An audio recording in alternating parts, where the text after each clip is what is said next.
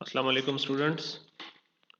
Strategic management की last class में हमने पढ़ा था about the environmental analysis, about the environmental scanning, और फिर हमने डिस्कस किया था एक्सटर्नल एनालिसिस कि एक फर्म के बाहर जब हम डिफरेंट चीज़ों की, डिफरेंट कंपोनेंट्स या एलिमेंट्स की एनालिसिस करते हैं जो हमें फिर हेल्पफुल होती है वो इन्फॉर्मेशन डिसीजन मेकिंग के लिए। इसमें फिर हमने देखा था कि किस तरीके से स्वॉट एनालिसिस हमारी हेल्प कर सकती है इसमें। स्वॉट एनालिसिस में हमने strengths, weaknesses, opportunities and threats पढ़ा था। स्ट्रेंथ्स एंड वीकनेसेस जो हैं ये आपकी इंटरनल चीज़ें होती हैं, इंटरनल कंपोनेंट्स हैं जो कि आपकी फर्म के अंदर ही होते हैं। आपकी कुछ स्ट्रेंथ्स होंगी जो कि आपके पास हैं, आपके कंपेटिटर्स के पास नहीं है। आपकी कुछ वीकनेसेस होंगी जो कि आप में हैं और आपके कंपेटिटर्स में नहीं है वो, तो वो फिर आपकी वीकनेस लेकिन उनके लिए वो स्ट्रेंथ हो जाती है। अपॉर्चुनिटीज़ की बात करें और थ्रेट्स की बात करें तो ये एक्सटर्नल होती हैं जो कि बाहर एनवायरनमेंट में अवेलेबल मौजूद हैं। Opportunities means it can be a chance जो कि आपके प्रॉफिट मैक्सिमाइजेशन में हेल्प करती है, और थ्रेट्स वो होती हैं कि जो आपके बिजनेस को नेगेटिवली वो इफ़ेक्ट करती हैं। तो इस पर भी बात हो गई थी। अच्छा, अब थोड़ा सा इस चीज़ को देख लें। देखिए, स्वॉट एनालिसिस है, फिर internal assessment and external assessment. Internal assessment में आपकी स्ट्रेंथ्स एंड वीकनेसेस आ जाती हैं। तो स्ट्रेंथ्स एंड वीकनेसेस क्या हो सकती हैं आपकी? स्ट्रेंथ क्या है? Manufacturing efficiency. शायद आप इतनी अच्छी मैन्युफैक्चरिंग कर रहे हैं, इतनी एफिशिएंट कर रहे हैं, इतनी इफेक्टिव कर रहे हैं जो कि आपका कंपेटिटर नहीं कर पा रहा। तो ये आपके लिए एक एडवांटेज होता है, कंपेटिटिव एडवांटेज या कंपेटिटिव एज होता है, जो जिसकी बुनियाद पे आप ज़्यादा से ज़्यादा कस्टमर्स को ग्रैब कर सकते हैं as compared to your competitors. अच्छा, इसी तरह skilled workforce, good market share, strong financing, superior reputation, ये तमाम चीज़ें आपकी स्ट्रेंथ्स में आ सकता है। वीकनेसेस क्या हो सकती हैं? Outdated facilities. अगर आपके पास जो मशीनरी है या जो टेक्नोलॉजी आप यूज़ कर रहे हैं वो आउटडेटेड हो गई है, तो इसका नुकसान फिर क्या होता है? You may not be able to compete with your competitors, या आप अपने जो मार्केट में आपके प्रोडक्ट की डिमांड है आप उसको पूरा ही नहीं कर पाते। तो आहिस्ता आहिस्ता आपके जो कस्टमर्स हैं वो तो उनको तो चीज़ लेनी होती है, कस्टमर को चीज़ चाहिए तभी वो लेता है। तो अगर आप वो डिमांड पूरी नहीं कर पा रहे हैं, आप कस्टमर्स को सेटिस्फाई नहीं कर पा रहे हैं, तो फिर क्या करते हैं customers? They will start moving towards your competitors. वो इधर-उधर जाना शुरू हो जाते हैं, और इससे क्या होता है आपकी जो प्रॉफिटेबिलिटी है या जो आपकी सस्टेनेबिलिटी है वो डिस्टर्ब हो जाती है। इसमें और है जी इनएडिक्वेट आर&डी। आप रिसर्च नहीं करते। With the passage of time आपको पता है फैशन में भी चेंज आ रहा है, कस्टमर्स की नीड्स में भी चेंज आता रहता है। तो आप रिसर्च करते रहें ताकि अपडेटेड रहें मार्केट से, कस्टमर से। In this way you will be able to satisfy them. Obsolete technologies, weak management या पास्ट प्लानिंग फेलियर्स, ये तमाम आपकी वीकनेसेस हो सकते हैं। फिर अगर हम एक्सटर्नल असेसमेंट की बात करें या एक्सटर्नल एनालिसिस की बात करें तो उसमें opportunities and strengths, opportunities and threats आता है। अपॉर्चुनिटीज़ क्या हो सकती हैं? Possible new markets.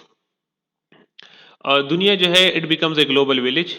ठीक है, तो आप किसी भी मुल्क में किसी भी जगह पे जाके वहाँ के रूल्स एंड रेगुलेशंस फॉलो करते हुए वहाँ पे अपना बिजनेस स्टार्ट कर सकते हैं और अपने बिजनेस को न्यू मार्केट्स में एक्सपेंड कर सकते हैं।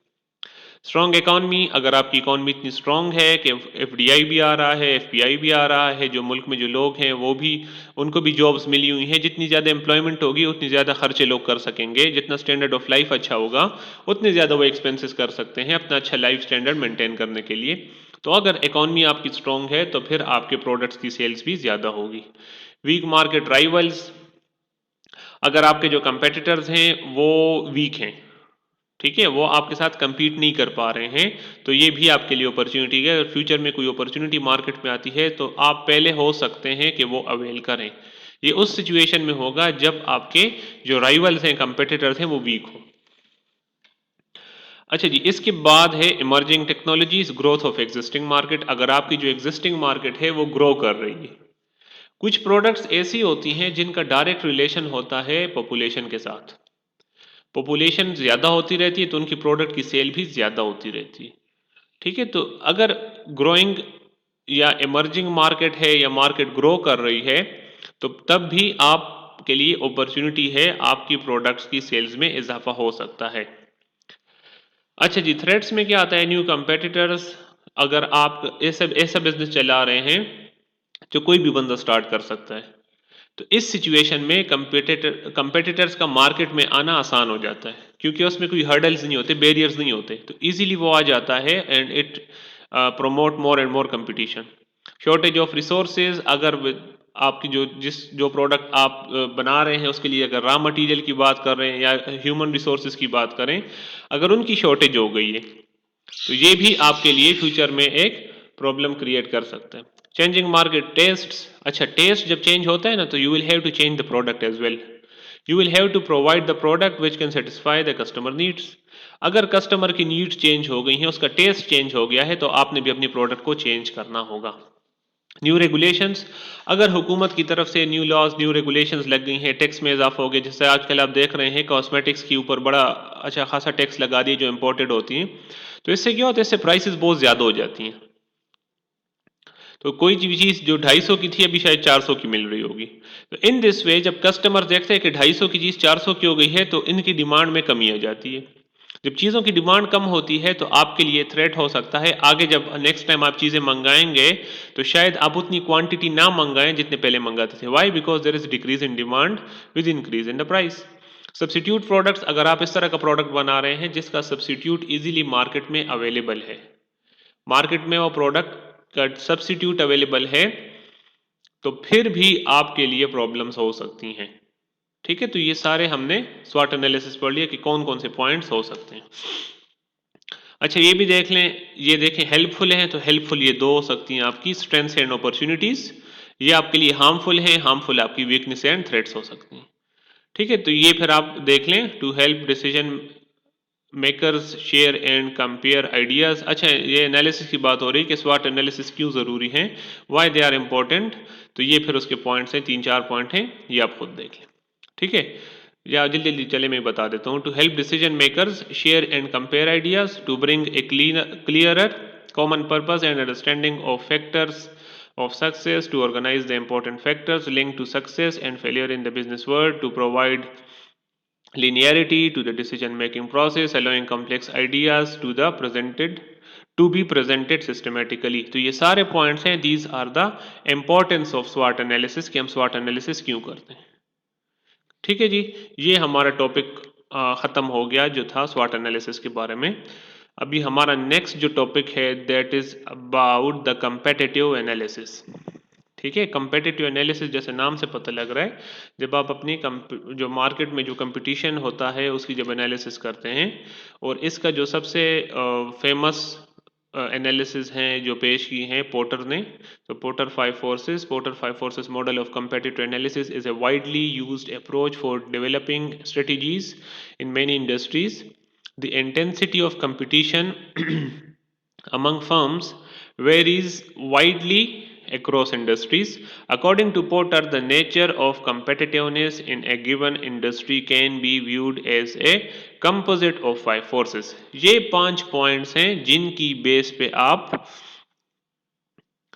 ये 5 पॉइंट्स हैं जिनकी बेस पे आप मार्केट में एनालिसिस कर सकते हैं कंपटीशन की। कौन कौन से हैं इनको फिर इंडिविजुअली डिस्कस कर लेते हैं।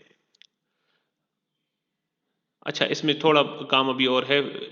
The following 3 steps for using Porter's 5 forces model can indicate whether competition in a given industry is such that the firm can make an acceptable profit। Number 1, identify key aspects or elements of each competitive force that impact the firm, evaluate how strong and important each element is for the firm, and decide whether the collective strength of the elements is worth the firm entering or staying in the industry।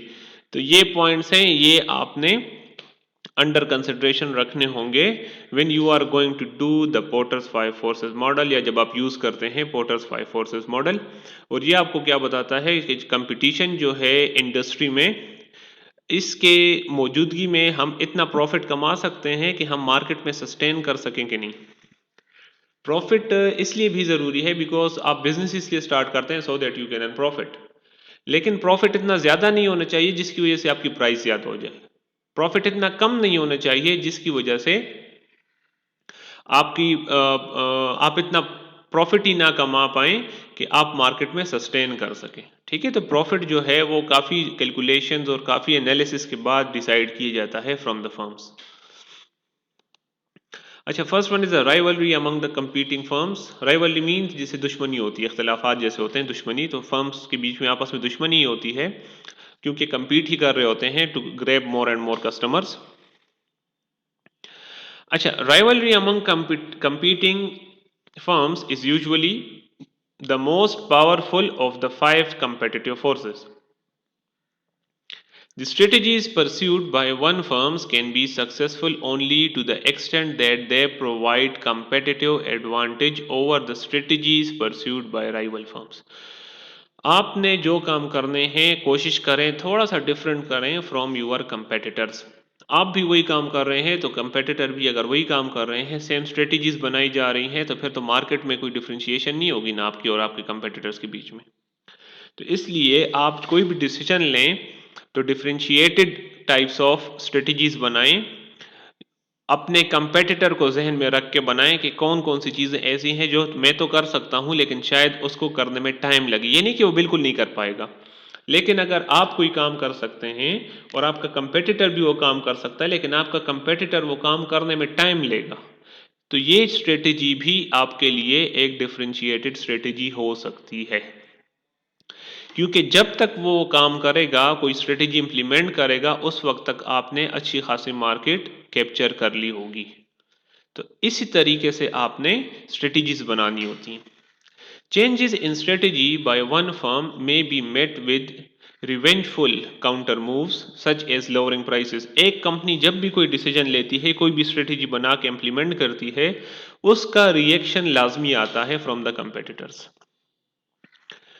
तो एक ने price कम कर दी तो दूसरी भी कम कर दी थी। अभी आप देखेंगे फरवरी में इंशाल्लाह जो बड़े ब्रांड्स हैं, जो क्लोथिंग ब्रांड्स हैं, वो सारी सेल्स लगा देते हैं। ठीक है? तो कोई 40% लगाता है तो कोई 50 लगा देता है, कोई 50 तो कोई कभी कभी कभार ऐसा भी होता है कि 51% 51% वो ऑफ लगा देते हैं। तो in this way they what they are doing, वो देखते हैं कि मार्केट में सारे कंपेटिटर्स जो हैं उन्होंने सेल लगा दी है तो ये भी लगा लेते हैं। तो लोअरिंग प्राइस जो है ये अगर एक फर्म करती है तो कंपटीशन में बाकी की फर्म्स भी प्राइस को कम कर देती हैं।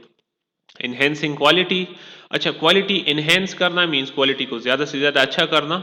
तो ये पॉइंट भी हो सकता है, अगर एक अच्छी क्वालिटी की चीज़ें बनाना शुरू करती है तो दूसरा भी बनाना शुरू कर देता है। एडिंग फीचर्स, अगर आप अपने प्रोडक्ट में कोई एक्स्ट्रा फीचर्स ऐड करते हैं, जिस तरह मोबाइल फ़ोन को देख लें, पहले सिंपल मोबाइल्स होते थे तो सारे सिंपल्स बनाते थे सिंपल मोबाइल। फिर नोकिया वाले ने कैमरा लगा दिया तो सबने लगा दिया। फिर आईफोन आ गया, उसने टच मोबाइल जो स्मार्टफोन है वो इंट्रोड्यूस किया तो सबने कर दिया। तो देखिए, एक जो काम करता है फीचर्स ऐड करता है अपने प्रोडक्ट में, तो बाकी जितने कंपेटिटर्स होते हैं मार्केट में वो भी वो फीचर्स ऐड करने की कोशिश कर रहे होते हैं ताकि मार्केट में कंपटीशन बरकरार रहे। प्रोवाइडिंग सर्विसेज, जैसे आप ये जो होती हैं टेलीकम्युनिकेशंस वाले, जो टेलीनॉर हो गया, जेएस हो गया, ये जब कोई भी सर्विसेज प्रोवाइड करते हैं एक्स्ट्रा सर्विसेज, तो बाकी वाले भी शुरू कर देते हैं। पहले पैकेजेस नहीं होते थे, मिनट्स वगैरह कुछ नहीं होता था, आप बैलेंस लोड करवाते थे, उससे मैसेजेस भी करते थे, उससे कॉल्स भी करते थे, तो वो आपको काफ़ी महंगी पड़ती थी। अब क्या होता है, 500 रुपये का पैकेज लें, पूरा महीना इंटरनेट भी यूज़ करें, मैसेजेस भी करें, कॉल्स भी करें। तो ये एक ने लॉन्च किया फिर सबने कर दिया। प्रोवाइडिंग सर्विसेज में पहले ये होता था कि 500 का कम से कम कार्ड होता था, you will have to buy it, और एक महीने की उसकी एक्सपायरी होती थी, वो ख़त्म हो जाता था। फिर जब टेलीनॉर आया तो उन्होंने ये इजी लोड इंट्रोड्यूस करा दिया।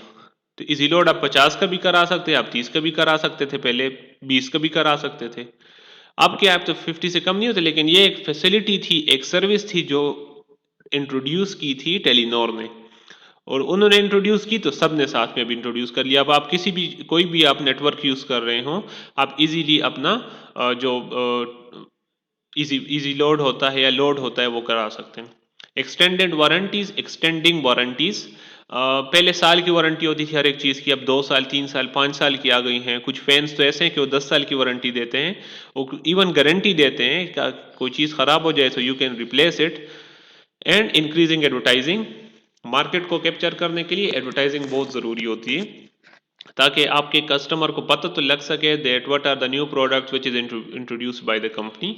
तो बताने के लिए आपने एडवर्टाइजमेंट करनी होती है। तो ये सारे पॉइंट देखें आप, तो ये राइवलरी में ये सबसे इंपॉर्टेंट पॉइंट है 5 पॉइंट्स में से, कि जितनी स्ट्रॉन्ग राइवलरी होगी मार्केट में, तो फर्म्स के लिए ये अच्छा नहीं होता, लेकिन कस्टमर्स के लिए ये बहुत अच्छा होता है। फर्म्स के लिए इसलिए अच्छा नहीं होता कि जितनी आपकी कंपटीशन बढ़ता है मार्केट में, तो आपकी प्रॉफिटेबिलिटी लो होना शुरू हो जाती है और कस्टमर को सस्ती चीज़ें मिलती हैं। तो कस्टमर के लिए फ़ायदा है, लेकिन फर्म्स के लिए फ़ायदा नहीं होता। Potential entry of new competitors. Whenever new firms can easily enter a particular industry, the intensity of competitiveness among firms increases. अच्छा, अगर आप जो काम कर रहे हैं, जो बिज़नेस चला रहे हैं, उसमें कंपेटिटर ईज़िली एंट्री कर सकते हैं, मीन्स उसमें कोई बैरियर नहीं है, कोई हर्डल नहीं है। मिसाल के तौर पे कपड़े की दुकान है, उसमें तो कोई बैरियर या हर्डल नहीं है। कोई भी बंदा जिसके पास 15-20 लाख रुपए हों, 10-15 लाख रुपए हों इवन, वो दुकान खोल के बैठ जाए, बस कपड़ा बेचे। तो इसमें बैरियर नहीं है, तो इसमें राइवलरी ज़्यादा होगी, कंपटीशन ज़्यादा होगा। आपको जुखान रोड चले जाएँ, 200-300-400 दुकानें हैं, उसमें से ज़्यादातर आपको कपड़े की दुकानें मिलेंगी and they are competing with each other.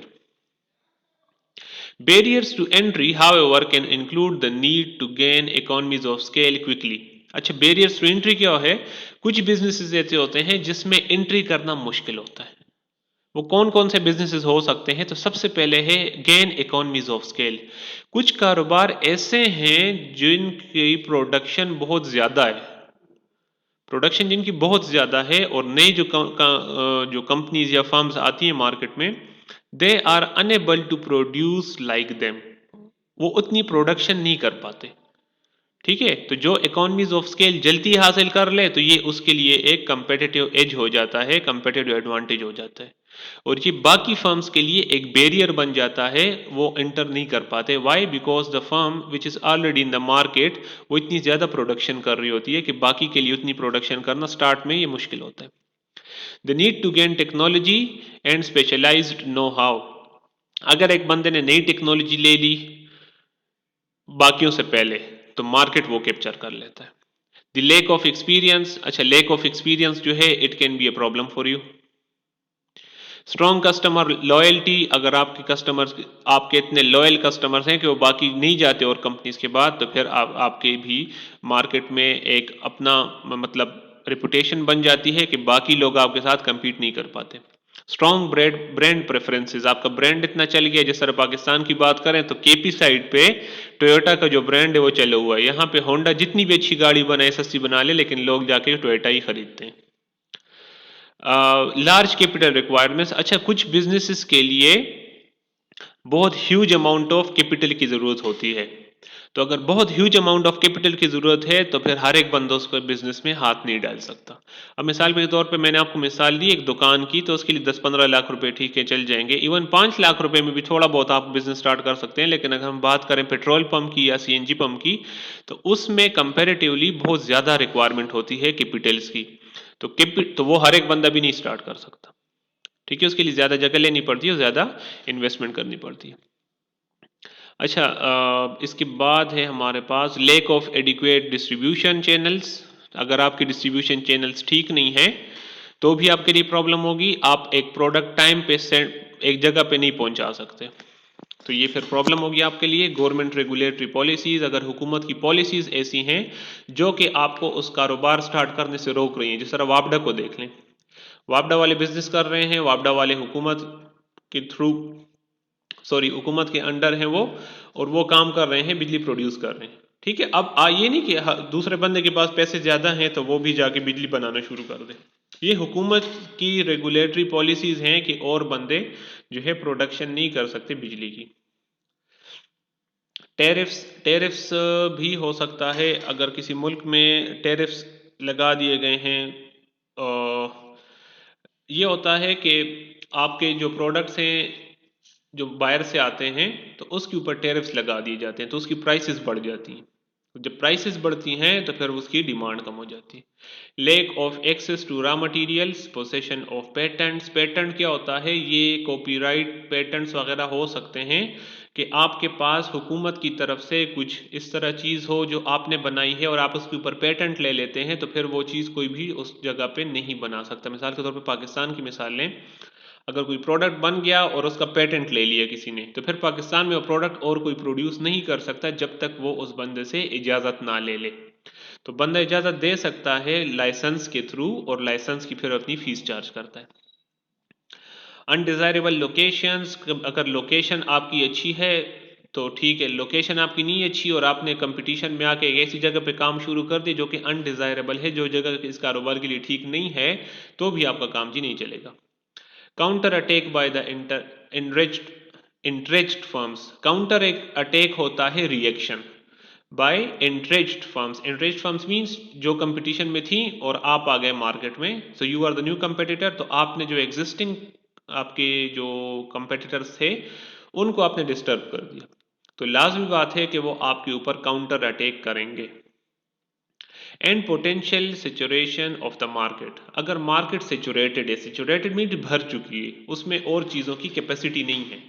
अब अगर कॉस्मेटिक्स की बात करें तो गजूखान रोड पे 3-4 दुकानें ऐसी हैं जिनकी कॉस्मेटिक्स सबसे ज़्यादा बिकती हैं, क्योंकि कॉस्मेटिक्स का रिलेशन आपकी स्किन के साथ होता है। तो इसलिए आप ये नहीं कर सकते कि कोई भी दुकान खोल के बैठ जाए, क्योंकि स्किन सेंसिटिव होती है, और ख़ासकर गर्ल्स जो हैं, जो जो फीमेल्स हैं, वो ज़्यादा सेंसिटिव होती हैं अबाउट देयर स्किन। तो वो क्या काम करती हैं, वो उसी शॉप को प्रेफर करती हैं जिससे वो आमतौर पे प्रोडक्ट्स खरीदते हैं। तो अगर आप दुकान खोल के बैठ गए तो कंपैरेटिवली आपका काम स्लो होगा। क्यों स्लो होगा? क्योंकि ये एक सेंसिटिव चीज़ है जो कॉस्मेटिक्स का काम है, और ये लोग वही प्रेफर करते हैं जिनसे वो आम तौर पे खरीदते हैं प्रोडक्ट्स। ठीक है, तो ये मार्केट सेचुरेट हो जाती है, मार्केट में और लोगों के लिए जगह नहीं रहती। तो अगर इस तरह मार्केट है जो सेचुरेटेड हो चुकी है, तो फिर इसमें भी नए जो कंपेटिटर्स हैं वो आने से कतराते हैं। अच्छा जी, थर्ड पॉइंट है हमारा potential development of substitute products. अगर आपके प्रोडक्ट्स के सब्स्टिट्यूट्स जो हैं वो मार्केट में इजीली अवेलेबल होते हैं, ठीक है, तो इससे फिर कंपटीशन उतना ही ज़्यादा होगा। In many industries, firms are in close competition with producers of substitute products. In other industries, the presence of substitute products puts a ceiling on the price and that can be charged before consumers will will switch to the substitute products. अच्छा, that can be changed, sorry, that can be changed before consumers will switch to the substitute product. अब देखें जो Pepsi और Coca Cola है, एक Pepsi बनाता है, दूसरा कोका कोला, एक फेंटा, दूसरा मरिंडा, एक सेवन अप, दूसरा स्प्राइट, तो इस तरह उनका कंपटीशन बड़ा स्ट्रॉन्ग है। आप किसी रेस्टोरेंट में जाएं, भाई स्प्राइट ले हो, तो क्या स्प्राइट नहीं सेवन अप है, आप कहते हैं सेवन अप ले हो। Why? Because their taste is same, their colour is same, तो इतना डिफरेंस वो नहीं है, प्रॉब्लम नहीं है, सब्सिट्यूट हैं दोनों एक दूसरे के। तो जितने ज़्यादा आपके सब्स्टिट्यूट्स अवेलेबल होंगे मार्केट में, उतना ही ज़्यादा आपका कंपटीशन होगा। इसलिए पेप्सी और कोका कोला जो हैं, they are considered as one of the biggest competitors in the world. दुनिया में ये सबसे बड़े कंपेटिटर्स में आते हैं। इस तरह मोबाइल फ़ोन्स की दुनिया को देख लें, मोबाइल फ़ोन्स की कंपनीज देख लें, so they are very much in competition with each other. Price ceiling equate to profit ceilings and more intense competition among rivals। अच्छा, इसमें आप प्राइस जो है आप नहीं चेंज कर सकते। आपने प्राइस ज़्यादा की तो आपका जो कस्टमर है वो मूव कर जाता है आपके कंपेटिटर्स की तरफ। अच्छा, प्रोड्यूसर्स ऑफ आई ग्लास जो एनक बनाते हैं, एंड कॉन्टैक्ट लेंसेज जो लेंसेज बनाते हैं, for example face increasing competitive pressure from laser eye surgery. आजकल आप देखें ये आई सर्जरी आ गई है, लेज़र के थ्रू नज़र ठीक हो जाती है। तो ये कंपटीशन बन गया है, जो नज़र के चश्मे बनाते हैं या जो कॉन्टैक्ट लेंसेज बनाते हैं उनके लिए बड़ा कंपटीशन हो गया। अच्छा जी, बार्गेनिंग पावर ऑफ सप्लायर्स। आपके सप्लायर जो हैं उनके पास कब बार्गेनिंग पावर ज़्यादा होती है या कब बार्गेनिंग पावर कम होती है? तो अगर कम आप सप्लायर जो हैं अगर वो बहुत ज़्यादा है मार्केट में, बहुत ज़्यादा, तो उनकी बार्गेनिंग पावर कम होगी, क्योंकि जब बायर आता है खरीदने के लिए और आपके पास प्रोडक्ट महंगी है तो दूसरे सप्लायर के पास चले जाते हैं, उसके पास महंगी है दूसरे के पास चले जाते हैं। हंड्रेड्स ऑफ सप्लायर्स मार्केट में अवेलेबल होते हैं, तो इसमें सप्लायर के पास पावर नहीं होती। क्यों? क्योंकि सप्लायर्स बहुत ज़्यादा हैं और जो बायर हैं वो लिमिटेड होते हैं। The bargaining power of suppliers affects the intensity of competition in an industry, especially when there is a large number of suppliers, when there are only a few good substitute raw materials, or when the cost of switching raw material is especially costly. अच्छा, firms may pursue अच्छा, पहले वाले पहले discuss कर लेते हैं। The bargaining power suppliers affects the intensity of competition industry specially when there is large number of supplier. जब supplier large number होते हैं तो मैंने आपको कहा कि उनकी जो पावर है, पावर ऑफ बार्गेनिंग, वो कम होती है। सेकेंड पॉइंट, फर्म्स में परस्यू ए बैकवर्ड इंटीग्रेशन। अच्छा, बैकवर्ड इंटीग्रेशन याद रखें पास, बल्कि अपने पास नोट भी कर लें। ये इंशाल्लाह आगे आ रहा है तो इसको हम बड़ी डिटेल से पढ़ेंगे। ये वैसे होता क्या है थोड़ा सा बता देता हूँ कि जो सप्लायर जो हैं वो प्रोडक्ट्स बेच रहे होते हैं, तो वो इस तरह से देखते हैं कि यार ये प्रोडक्ट मैं मार्केट फैक्ट्री से लेके बेचता हूँ तो फैक्ट्री वाले को तो प्रॉफिट देना पड़ता है, तो वाई नॉट कि मैं अपनी छोटी सी फैक्ट्री लगा लूँ, खुद प्रोड्यूस करूँ और खुद बेचूँ। ठीक है, तो इसको कहते हैं बैकवर्ड इंटीग्रेशन, जब आप पीछे जाके खुद प्रोडक्शन शुरू कर देते हैं। या एक फैक्ट्री वो कहती है कि यार मैं रॉ मटेरियल जो है वो किसी से ख़रीदता हूँ और फिर आगे बेचता हूँ उसको प्रोसेस करके, तो क्यों ना ये प्रोडक्ट मैं खुद पैदा करना शुरू कर दूँ। तो वो ज़मीन ले लेता है, उसके ऊपर वो चीज़ उगा देते हैं। मिसाल के तौर पे गन्ना ले लें, अगर मेरी शुगर मिल है तो मैं मार्केट से अगर किसान से शुगर मिल लेता हूँ, मुझे महंगी पड़ती है, तो why not to buy the land और मैं अपना शुगर खुद उगाऊँ, शुगर कैन खुद उगाऊँ और उससे अपने रॉ मटेरियल को पूरा करूँ। तो इसको कहते हैं बैकवर्ड इंटीग्रेशन। दिस स्ट्रेटेजी, अच्छा तो ये अगर आप करना चाह रहे हैं, सप्लायर्स के पास फिर पावर ज़्यादा होती है क्योंकि बाकी सप्लायर्स की निस्बत इसकी प्राइस कम होती है, तो ये ज़्यादा कस्टमर को ग्रैब कर सकता है। However, in many industries, it is more economical to use outside suppliers. बहुत से कंपनीज ऐसी हैं जो कि इस झंझट में नहीं पड़ती कि यार खुद प्रोड्यूस करो, फिर उसके लिए अलग से लेबर हायर करो, फिर अलग से मुसीबत करो। अच्छा ये है कि मार्केट से उठाओ और मार्केट में बेच दो, बस सिंपल। ठीक है, तो ये डिफरेंट टाइप्स ऑफ सप्लायर्स हैं, लेकिन याद रखें हम बात कर रहे हैं बार्गेनिंग पावर या सिर्फ पावर ऑफ सप्लायर। तो सप्लायर के पास पावर तब होगी जब सप्लायर्स की नंबर कम होंगे और बायर बहुत ज्यादा होंगे। सप्लायर के पास पावर नहीं होगी जब सप्लायर बहुत ज्यादा होंगे और बायर जो हैं वो लिमिटेड होंगे। Bargaining power of consumers, consumer के पास कब पावर होती है, तो याद रखें जब भी स्विचिंग कॉस्ट कम हो, मतलब दूसरा प्रोडक्ट आपको इजीली मिल जाए, सब्सिट्यूट प्रोडक्ट्स अवेलेबल हो मार्केट में, सप्लायर्स बहुत ज़्यादा हों, बायर्स लिमिटेड हों, तो बायर के पास पावर ज़्यादा होती है। When customers are concentrated on large और buy in वॉल्यूम, देखें जब भी आप बल्क में चीज़ खरीदते हैं आपके पास पावर ज़्यादा होती है। बल्क में चीज़ लेंगे तो एक एक प्रोडक्ट आप खरीदो शायद आपको 1500 का पड़े, जब आप बल्क में खरीदते हैं शायद आपको 1200 का पड़े। तो ये डिफरेंस होता है। Their bargaining power represents a major force affecting the intensity of competition in an industry. Rival firms में अफेक्ट एक्सटेंडेड वारंटीज में offer sorry Rival firms may offer extended warranties or special services to gain customers' loyalty.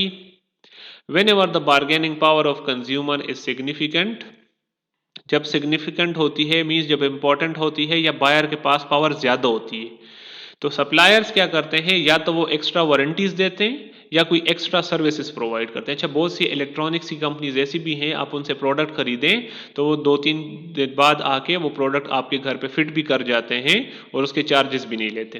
तो ये देखें extra facility है जो वो आपको provide कर रहे हैं। मिसाल के तौर पे एसी स्प्लिट आपने ख़रीदा है तो वो आ जाते हैं, 1000 रुपये उसका खर्च होता है, वो कंपनी बर्दाश्त करती है कि आप ले जाएं, आ जाएगा बंदा, वो फिट भी कर देगा, सब कुछ ठीक ठाक कर लेगा। तो ये देखें एक फैसिलिटी है जो कि आपके लिए कस्टमर्स में इजाफा कर सकती है। Bargaining power of consumers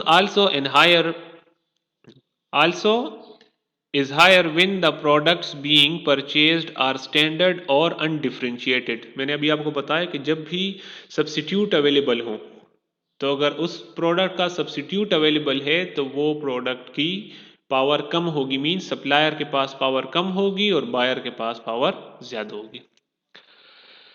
When this is the case, consumers often can negotiate selling price, warranty coverage and accessory packages to a greater extent. जब भी ये सिचुएशन हो तो बायर के पास पावर ज़्यादा हो जाती है और वो अपनी पावर को यूज़ भी करता है। एसी स्प्लिट एसी लेने जाते हैं तो कहते हैं कितने का जी, 65,000 का। यार फलां तो 62,000 का दे रहे, तो ये कहते हैं चलो 62 का ही ले लो, तो ये प्राइस हो गया। या वो कहते हैं कि साल गारंटी है, कहते हैं यार मुझे 2 साल वारंटी दो, क्योंकि साल तो सब दे रहे हैं, तो कहते हैं चलो 2 साल वारंटी ले लो। तो इन दिस वे वो कस्टमर को ग्रैब करने की कोशिश कर रहे होते हैं। क्यों कर रहे होते हैं, क्योंकि बायर के पास पावर ज़्यादा होती है इस सिचुएशन में और सप्लायर के पास पावर कम होती है। अब इसको थोड़ा उल्टा देख लेते हैं, जो कि लास्ट पॉइंट हमने पढ़ा पिछला वाला। सप्लायर के पास, अगर सप्लायर के पास पावर ज़्यादा होगी, बायर के पास अगर पावर कम है, सप्लायर कम है, बायर ज़्यादा है, तो फिर सप्लायर्स जो हैं वो प्राइस भी ज़्यादा चार्ज करते हैं और कस्टमर की बात को इतना इम्पोर्टेंस भी नहीं देते। उनको पता है कि we are the only supplier, या हम बहुत कम सप्लायर हैं और ये कस्टमर से मेरे से प्रोडक्ट लेना ही होगा, बाकी किधर जाएगा। तो इन दिस वे सप्लायर्स फिर अपनी मर्जी के चार्जेस ले रहे होते हैं, वारंटी भी कम देते हैं, एक्स्ट्रा सर्विसेज भी प्रोवाइड नहीं करते। अच्छा, ये आप देख लें, ये वो 5 पॉइंट्स हैं जो हमने पढ़ लिए हैं, इनको डायग्राम के थ्रू एक्सप्लेन किया गया है। वही चीज़ें हैं, राइवलरी था फर्स्ट वन, ठीक है, फिर potential development of substitute products, potential entry of new competitors, bargaining power of consumers and bargaining power of suppliers. और बीच में क्या है, जितनी ये चारों चीज़ें इंटेंस होंगी, उतना ही competition among the firms intense होगा, उतना ही सख्त होगा। ठीक हो गया? चलिए जी, आज के लिए इतना ही काफ़ी है। Thank you. अल्लाह हाफिज़।